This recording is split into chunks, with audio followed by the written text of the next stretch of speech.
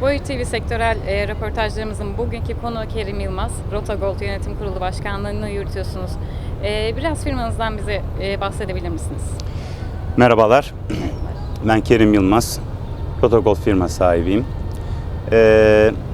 Şirketimiz 1970 yılından Eyüp Yılmaz tarafından temelleri atılmıştır. 10-12 senedir de dümende ben varım. Tabii şu an Beylerbeyi'nde olduğumuz için semtim, buranın dalgaları Yalnız ciddi bir sizi oldu. korkutmasın. Yok, sıkıntı yok. Dalga kıran var. Pardon. Yaklaşık 10-12 seneden beri dümendeyim.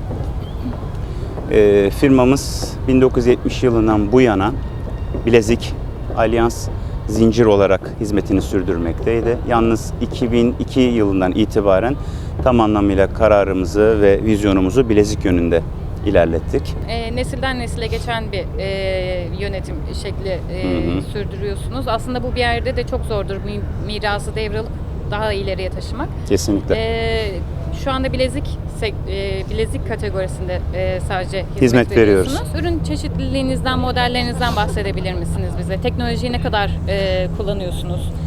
Yaklaşık 2002 yılından beridir yurt dışından getirmiş olduğumuz CNC'lerle hizmet vermekteyiz. Farklı konsept olarak şu son yaklaşık 5 yıl içerisinde bileziği tam anlamıyla takıdan, yani yaratım aracından çıkartarak genç bayanların da, genç insanların da kullanabileceği, hem yatırım olarak hem de takı olarak kullanabileceği bir hale getirdik. Yani kendimize özgün çok farklı modellerimiz de var. Çok zor bir şey aslında bu klasikten çıkıp yeniliğe adım atmak. Bunu cesaret isteyen de bir tutum açıkçası. Birkaç yıldır da bunu yaptığınız çekimlerle destekliyorsunuz.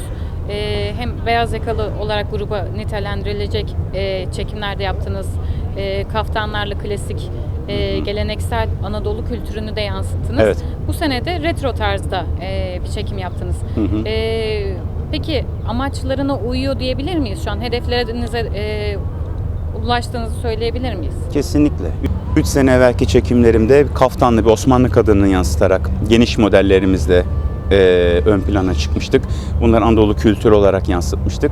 Ve bir sonraki modeller, yani geçen seneki çekimlerimizde de retro lakşili koleksiyonumuzda genç bayanlara hitap edecek, eski yine Anadolu kültürünü yansıtan ajda bilezikleri renklendirerek genç bayanlara, beyaz yakalılara hitap edeceğimiz bir koleksiyon çıkarttık. Bu seneki koleksiyonumuzda da hem retro lakşiliği hem de normal koleksiyonu birleştirerek hem genç bayanlara, beyaz yakalılara hem de Anadolu kültürünü kaybetmeden 50. yıla özel retro bir çekim yaptık.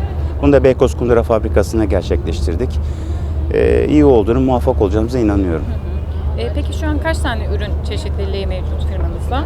Model olarak Model mı? olarak kaç Vallahi ben model olarak ne kadar modele sahip olduğunu bilmiyorum ama 1000'in üstünde modele sahibizdir yani. Oldukça geniş bir çok geniş bir yelpaze var. Sahip olduğunuzu da söyleyebiliriz. Yelpazeye sahip olduğunuzu söyleyebiliriz.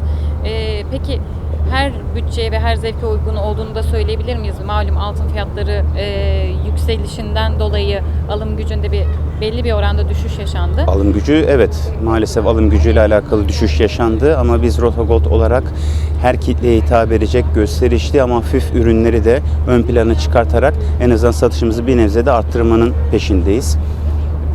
Bu şekilde. Peki ajda bileziklerinden bahsettiniz. Bu sanırım gerçekten bilezik algısını yıkan bir bilezik modeli oldu. Renklendirdiğimizden itibaren evet farklı genç bayanların dikkatini çekebildik. Görüyorsunuz değil mi? Gördükçe de mutluluğunu muhtemelen yaşıyorsunuzdur. Kesinlikle, kesinlikle. Kuyumculuk sektöründe peki nasıl bir algı yarattı bu? Devamı oldu mu? Oldu. Yani 2 senedir itibaren ürünlerimizde artış oldu, satışlarımızda da artış oldu. Güzel karşılandı. Şu an için bir sıkıntı yaşamıyoruz. Hatta çevremizdeki de kardeş firmalarımızda da bunları yapımını gördük. Bu da gayet gurur verici, gayet güzel bir şey. Sonuçta yani bu ürünün bir öncüsü olarak her yere yayılmak. Sonuçta biz bir okyanusta damlayız. Her yere ulaşamayız ama çevre kardeş atölyeyle birlikte her yere ulaşabilmek bu sektörümüz adına çok gurur verici ve çok güzel bir hareket. O yüzden bundan dolayı gururluyum ve mutluyum. Biraz da ürün pazar ağınızdan bahsetmek istiyorum. Rotogold ürünleri nerelerden bulunabilir? Rotogold ürünleri genelde Marmara bölgesinde ben hizmet vermekteyim. Doğuyla da irtibat halindeyim ama yani ürün bazında baktığınız zaman genelde Marmara bölgesine hizmet vermekteyiz. Peki tasarım açısından bakıldığında genel olarak değerlendirirsiniz. Bileziğe gerçekten hak ettiği değer veriliyor mu? Tasarım zenginliği mevcut mu?